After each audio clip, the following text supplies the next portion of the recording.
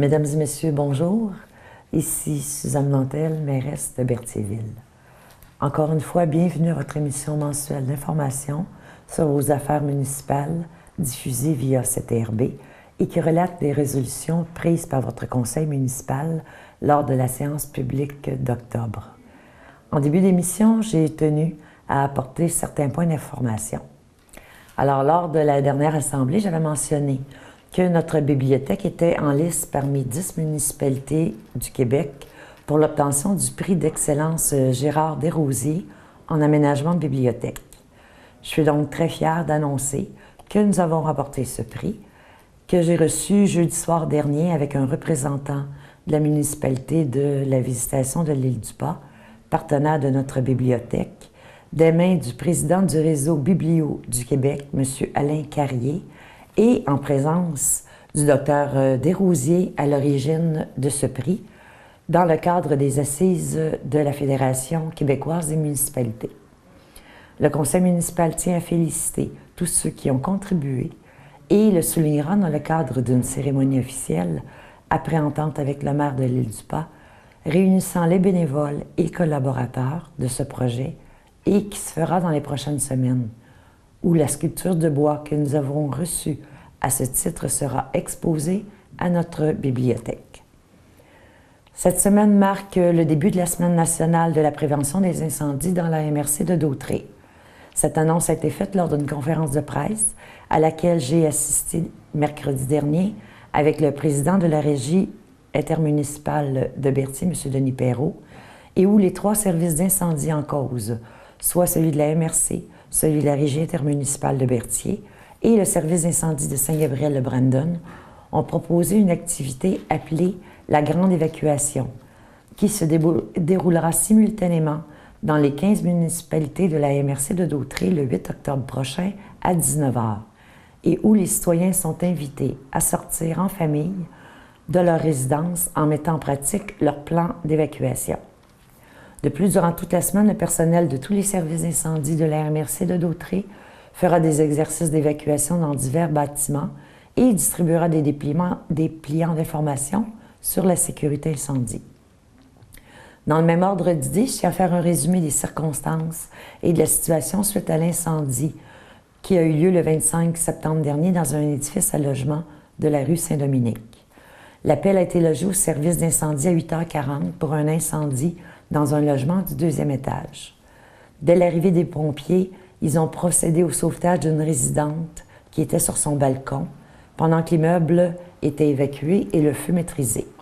Je me suis rendue sur place avec le directeur général de la ville et de là, nous avons convenu avec les responsables du service d'incendie que les sinistrés seraient dirigés vers la salle du conseil municipal, dans l'attente d'être pris en charge par la Croix-Rouge. Du nombre des sinistrés, ceux qui habitaient le sous-sol et le premier étage ont pu réintégrer leur logement vers 18 h après les vérifications d'usage des services d'incendie et les autres ont été soit relocalisés dans leur famille ou hébergés selon l'entente prévue à cette fin ou des îles. Je tiens à souligner l'excellent travail des services d'incendie et le support du personnel de l'Association des pompiers auxiliaires de la Naudière et ceux de la Croix-Rouge. Heureusement, cet incendie n'a pas fait de victime. J'avais aussi parlé brièvement au début d'assemblée le mois dernier du dossier du parc du Chenal du Nord, dossier que le conseil municipal veut faire progresser pour son utilisation maximale. Je vous informe donc qu'il y a quelques jours, j'ai rencontré l'attaché politique du ministre Arcan, ministre responsable de la région La Naudière, sur ce dossier, et d'autres interventions sont à venir. J'en ai profité aussi pour lui faire part de la situation inacceptable quant à l'inertie dans la reconstruction du pont sur la rue Montcalm, fermé déjà depuis 2009. Ce dossier fait aussi partie des échanges que nous avons eus. Donc, 2 dossiers sur lesquels j'entends poursuivre mes démarches auprès des instances gouvernementales en cause. J'ai accepté, suite à une demande de la Chambre de commerce et d'industrie de Dautré, d'être conférencière le 25 février prochain dans le cadre de l'une de leurs activités. Mon allocution sera orientée vers les actions futures et la vision du conseil municipal et portera sur mes attentes au niveau du développement économique de notre ville. Comme vous avez pu le constater, plusieurs travaux de voirie sont en cours dans la ville depuis les dernières semaines. Entre autres, la réfection des bordures des rues Dubé, Olivier et Rondeau, qui a été finalisée vendredi dernier, et l'asphaltage qui devrait avoir lieu cette semaine. Rue Saint-Dominique, travaux de bouclage et trottoirs terminés, et asphaltage aussi prévu cette semaine. Réfection des trottoirs endommagés tout au long de la rue Montcalm, qui se poursuivent, et la bordure de béton côté sud en cours. En ce qui concerne les travaux à la station de pompage Gadory, le tout est presque finalisé. En ce qui a trait maintenant aux travaux d'aménagement du terrain de soccer, qui, je le tiens à mentionner, a été qualifié par le directeur général de l'Association de soccer de Lanaudière lors du tournoi de la Coupe des champions, à laquelle j'ai assisté le 14 septembre dernier, comme étant le plus beau terrain de soccer de Lanaudière. De quoi être fier. Donc, finalisation des travaux prévus sur ce terrain la semaine dernière par l'installation d'une clôture.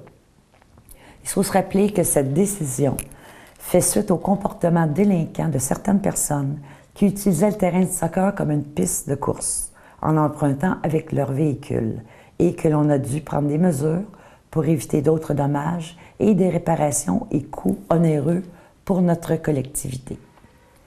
Ce qui m'amène maintenant à faire un parallèle aussi avec des actes de vandalisme qui ont été faits récemment dans le parc du Chenal du Nord où 3 arbres ont été coupés.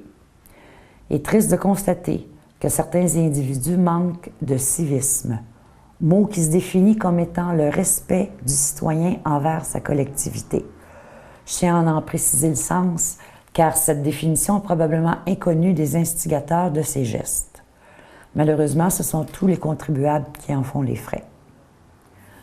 Sur une note plus positive, d'autres travaux ont eu lieu la semaine dernière sur le terrain arrière de l'Hôtel de Ville, connu depuis plusieurs années comme étant le terrain de balle municipal, et qui, suite à une demande de l'Association de soccer et de l'acceptation du conseil municipal en raison de son inactivité depuis plusieurs années, deviendra un terrain de pratique de soccer pour la Ligue Timbit, comme quoi la relève dans ce sport est présente. Un autre sport qui prend de l'ampleur dans notre région est le taekwondo, nouvelle activité inscrite à notre calendrier. J'ai d'ailleurs accueilli le 14 septembre dernier un groupe formé de 35 instructeurs provinciaux de cette discipline à l'école Saint-Joseph. Ils se sont montrés enchantés de leur passage à Berthierville, autant de par l'accueil qu'ils ont reçu, ainsi que de par la disponibilité et les facilités mises à leur disposition via le prêt de plateaux dans le cadre de notre politique de prêt. Ils organiseront d'ailleurs en février prochain une deuxième formation encore ici à Berthierville. Il va sans dire que toutes ces activités augmentent évidemment l'achalandage dans nos commerces locaux ainsi que la visibilité de notre ville, alors que l'on ne vienne pas me dire qu'il ne se passe rien à Berthierville.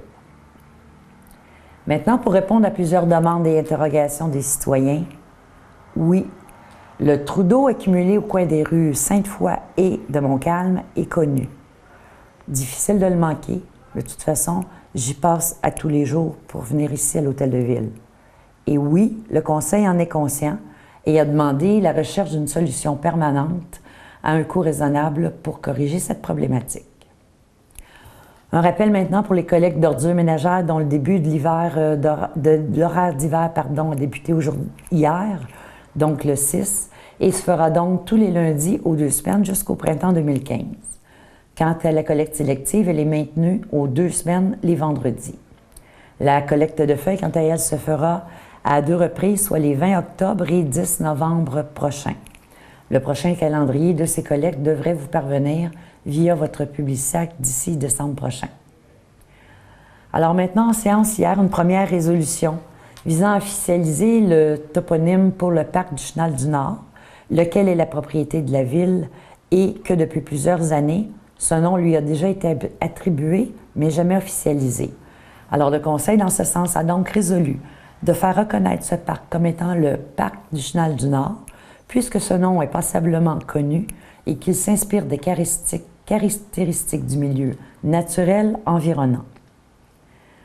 La Régie intermunicipale de Berthier a adopté son budget 2015 au montant total de 702 543, avec des quotes-parts établis à 680 742,91 pour les 4 municipalités membres de cette régie.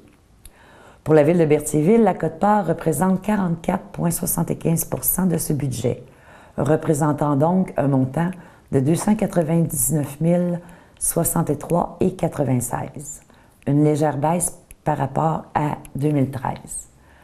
À la majorité des conseillers, cette résolution a été rejetée car le Conseil considère inapproprié le fait que les élus siégeant sur cette régie soient rémunérés. La dite rémunération, évidemment, se retrouvant inclus dans notre quote-part. La position du Conseil dans ce dossier a été renforcée par une autre résolution, adoptée cette fois-ci à l'unanimité, par laquelle les membres du Conseil municipal de Berthierville demandent l'appui aux 3 autres municipalités membres de cette régie et à ce que la Régie intermunicipale de Berthier abroge son règlement concernant la rémunération versée aux élus siégeant sur ce comité, ainsi qu'à ce que le budget 2015 soit révisé en conséquence. En 2015, cette rémunération se chiffre à 12 600, représentant pour la ville de Berthierville une quote-part de 5 665. Il faut se rappeler que depuis fin 2010, début 2011, la Régie intermunicipale de Berthier avait adopté un règlement visant à rémunérer les élus siégeant sur ce comité en raison, entre autres, de leur implication sur ce comité. Le Conseil municipal considère que depuis la nouvelle structure mise en place depuis mai 2014 avec les services d'incendie de la MRC, la lourdeur de la tâche des élus a considérablement diminué et que dans un souci d'équité en regard des membres qui siègent sur d'autres comités, que cette rémunération ne soit plus justifiée. Le Conseil a par la suite, souhaitant offrir aux usagers du centre Gilles Villeneuve un réseau Wi-Fi, résolu de mandater les services de technologie de l'information de la MRC de Dautré pour déployer ce réseau Wi-Fi et d'autoriser Future Tech Communication Incorporée à effectuer le câblage nécessaire et à faire l'acquisition de 3 bornes auprès de Fleet Informatique Incorporée à cette fin. Les activités au gymnase de l'école secondaire Pierre-Delestage ayant repris, le Conseil municipal a accordé à Mme Guylaine Coulombe le contrat de service de préposé au gymnase de cette école secondaire pour l'année 2015 au montant forfaitaire annuel de 5 465. Mme Coulombe occupe ce poste depuis plusieurs années, à la grande satisfaction des membres du Conseil municipal ainsi que des usagers du gymnase. Suite à une rencontre avec les membres du Conseil municipal et les représentants de l'organisme Les Transporteurs en vrac de la Naudière Incorporée, et au fait que nous sommes favorables à inclure certaines clauses à l'intérieur de nos cahiers de charges et devis généraux quant à la participation au transport de matières en vrac, il a été résolu que lors de l'exécution d'un contrat pour la ville de Berthierville relativement à des fournitures ou à des travaux comportant du transport de matières en vrac, l'entrepreneur et ses sous-traitants doivent utiliser en tout temps pour le transport des matériaux en vrac dans une proportion d'au moins 50 % en nombre de camions appartenant à des camionneurs résidents de la ville de Berthierville ou à des petites entreprises de camionnage en vrac de la ville de Berthierville qui sont abonnés au service de courtage d'une association qui détient un permis de courtage sur le territoire de la ville de Berthierville. Cette obligation s'applique au transport de toutes les matières en vrac à partir de leur source originale et principale qui entrent au chantier, ainsi qu'aux matériaux d'excavation. Que l'entrepreneur et ses sous-traitants qui n'utiliseront pas leur propre camion dans la proportion restante de 50 % pour les cas énoncés plus haut, devront faire appel au service des camionneurs abonnés mentionnés plus haut.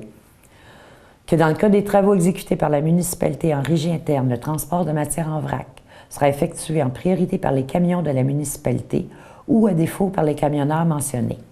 Que les tarifs applicables pour le transport des matières ou matériaux en vrac sont ceux déterminés au recueil des tarifs de camionnage en vrac du ministère des Transports du Québec, mais que cette clause de participation au transport de matières en vrac ne s'applique pas dans tout le processus de transport de neige.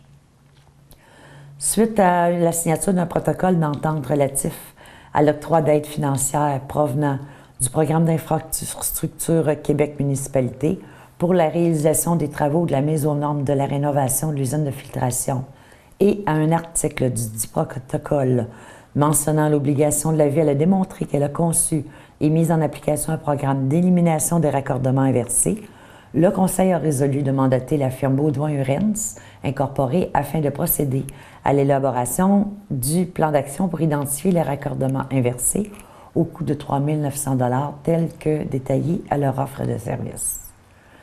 Une autre résolution visant à mandater la compagnie Quai Laurentien a été adoptée au fin d'effectuer des travaux au système d'ancrage au quai municipal en raison de la très grande variation du niveau de l'eau et que le système d'ancrage actuel des quais ne correspond pas à la réalité du secteur. Ces travaux se chiffrent à 9 598. Maintenant, dans un autre ordre d'idée pour permettre un service plus efficace, Hydro-Québec doit prolonger sa ligne électrique afin de créer un lieu entre deux réseaux et rendre les installations pour permettre de transférer une partie de la charge afin d'assurer le bon fonctionnement du réseau durant les périodes de pointe. Puisque cette dernière doit passer sur les lots propriétés de la Ville et actuellement occupés par les étangs aérés et le site des neiges usées, et qu'Hydro-Québec doit obtenir de la Ville de Berthierville un acte de servitude à cette fin, il a été résolu d'autoriser cette commande auprès d'Hydro-Québec.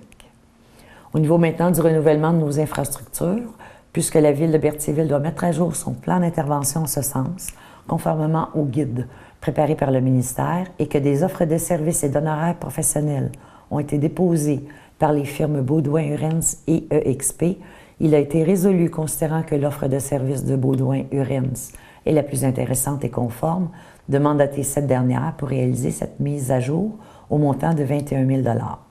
Ceci étant une condition d'octroi de l'aide financière demandée pour tous les projets de réhabilitation ou de remplacement d'eau potable ou d'égouts. En termes d'urbanisme, maintenant, il y a eu 3 demandes de dérogation déposées auprès du Conseil concernant les dossiers suivants. Une demande pour les lots vacants du domaine Bellevue, dont la dérogation mineure demandée avait pour effet d'autoriser des lots en termes de frontage qui n'étaient pas également ce que le règlement en faisait mention. Donc, la dérogation mineure a été acceptée. Une deuxième demande aussi visait une propriété du 730 rue des I pour autoriser l'implantation d'un bâtiment principal au niveau de la ligne de propriété avant. Une dernière, finalement, demande de dérogation pour la propriété du 890 rue de Montcalm pour l'implantation de 2 bâtiments accessoires. Maintenant, dans les 3 cas, aucun commentaire de la population dans le processus qui est prévu à cet effet. Donc, le Conseil a donc accepté d'accorder les demandes de dérogation en cause, considérant la recevabilité de ces demandes, puisqu'elles ne portaient pas sur l'usage ni sur la densité des zones en cause, qu'elles ne portaient pas non plus sur les zones où l'occupation du sol était soumise à des contraintes particulières pour des raisons de sécurité publique et qu'elles ne convenaient pas au plan d'urbanisme. Que de plus, dans les 3 cas, les propriétaires ont agi de bonne foi, que des permis ont été obtenus conformément aux normes du règlement de zonage de la Ville et que l'acceptation de ces demandes n'entraîne pas de perte de jouissance pour les propriétés voisines. Et finalement aussi, en considérant la recommandation unanime émise par le Comité consultatif d'urbanisme pour les accepter.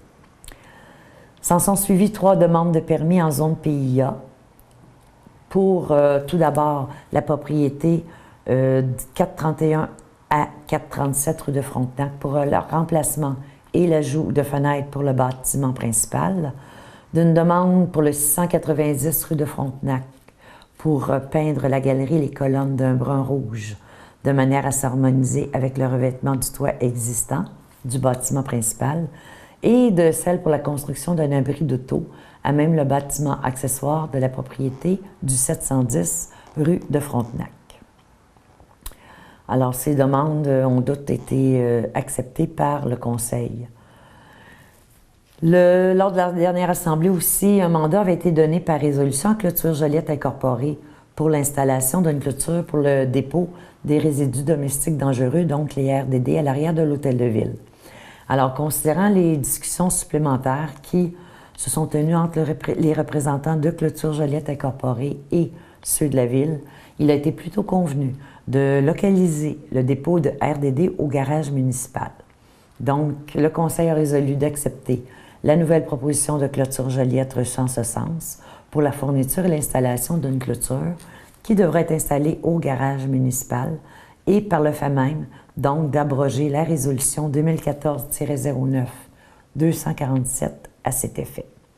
Par la suite, le directeur général et greffier a déposé copie de certains documents, donc le certificat de conformité de la MRC de Dautré pour les règlements aux fins d'autoriser la construction de résidences bifamiliales isolées, trifamiliales isolées et multifamiliales isolées d'un maximum de 4 logements qui a été émis le 8 septembre dernier, ainsi que le document de l'approbation du formulaire de l'usage de l'eau potable pour 2013. J'ai par la suite procédé au dépôt des rapports de service, soit le rapport de pesée des déchets domestiques et de la collecte sélective pour le mois d'août 2014, celui du rapport de service de l'urbanisme pour le mois de septembre 2014, du rapport annuel sur la gestion de l'eau potable 2013, en date du 13 mai, ainsi que du rapport d'activité de la mairesse pour la période du 1er septembre au 25 septembre 2014.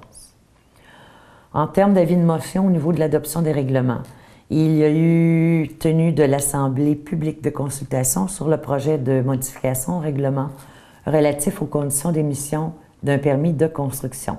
Les explications de cette modification ont été fournies par le directeur général et greffier.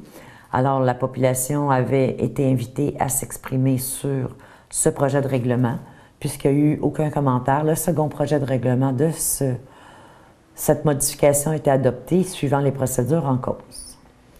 En affaires nouvelles, maintenant, c'est ajouté une résolution d'accorder un montant de 200 $ à la table d'Alliance Dignité dans le cadre de la Journée internationale de la lutte à la pauvreté, considérant que cette demande rencontre les objectifs et critères de la politique de dons et commandites de la Ville. Voilà qui termine ce rendez-vous que j'ai toujours le plaisir de faire avec vous à tous les mois.